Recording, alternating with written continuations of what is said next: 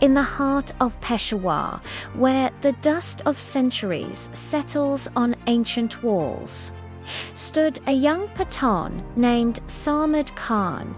His eyes, the color of the windswept sky, held the wisdom of generations.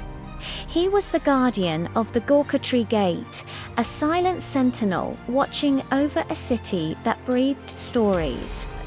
Every morning, as the sun painted the sky in hues of saffron and rose, Samad would trace the intricate carvings on the gate, feeling the echoes of his ancestors. They were men of honor, men who lived and died by a code as unyielding as the mountains that surrounded their land Pashtunwali. This code was his inheritance, more precious than any jewel. It taught him hospitality, justice, and, above all, courage.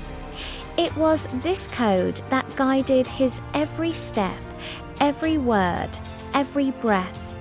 He wasn't just guarding a gate made of wood and iron. He was guarding the very soul of his people, a legacy of unwavering principle in a world that often forgot its way. His days were spent listening to the rhythm of the city, the calls of merchants, the laughter of children, and the whispered prayers from the nearby mosque. He was a part of this living tapestry, a thread woven into its very fabric. One evening, as twilight draped the city in a soft, purple haze, a storm brewed not in the sky, but on the streets. Shouts and the clash of steel shattered the evening calm. A man, bleeding and desperate, stumbled towards the Gorkatri Gate. He was a stranger, his face etched with fear, his clothes torn and stained. The pursuers were close behind, their voices dripping with vengeance. They were from a rival clan, their feud a deep, festering wound in the community. They demanded the stranger, claiming he was a fugitive who had wronged them. Samad stood firm, his hand resting on the hilt of his father's dagger. The stranger had sought refuge at his gate. According to the code of Pashtunwali, he was now under Samad's protection. To turn him away would be a stain upon his honor, a betrayal of everything his forefathers stood for.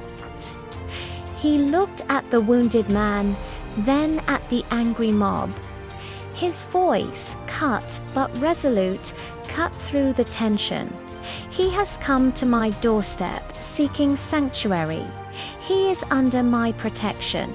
By the laws of our ancestors, no harm shall come to him here. The crowd hesitated, their anger clashing with the ancient law Samad had invoked. The code of Nanawatai, offering asylum to all who ask, was sacred. To violate it was to invite dishonor. Grumbling, they eventually dispersed, their threats hanging heavy in the air. Samad led the stranger inside, tending to his wounds with herbs and bandages, offering him food and water. He asked no questions about the man's past or the conflict that had brought him there. Under his roof, the man was simply a guest, a life entrusted to his care. This single act of courage sent ripples through Peshawar. News of Samad's stand spread like wildfire. Some praised his adherence to the old ways, while others, entangled in the bitter feud, called him a fool for protecting an enemy.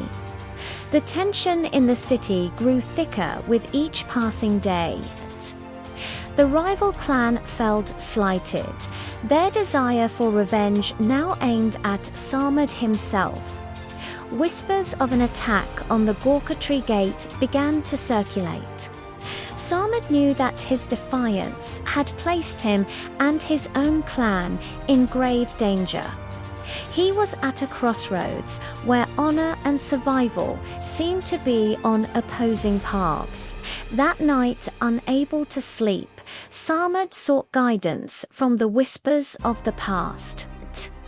He climbed to the top of the Gorkatry Gate, the same spot where his grandfather, a wise elder, used to sit and watch the stars. He looked out over the sleeping city, the flickering lights like scattered diamonds. He remembered his grandfather's words. "True strength is not in the sword, my boy. It is in the wisdom to know when to sheath it."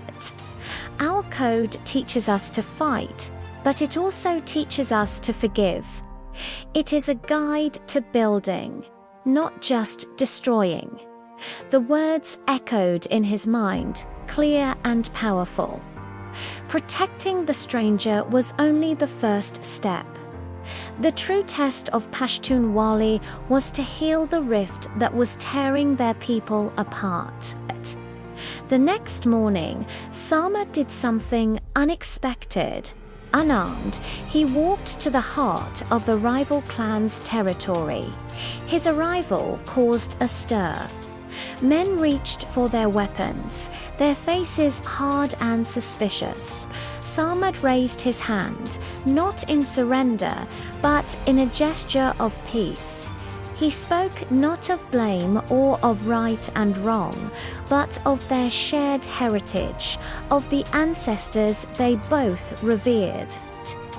He spoke of the blood that had been needlessly shed, of the mothers who had lost their sons.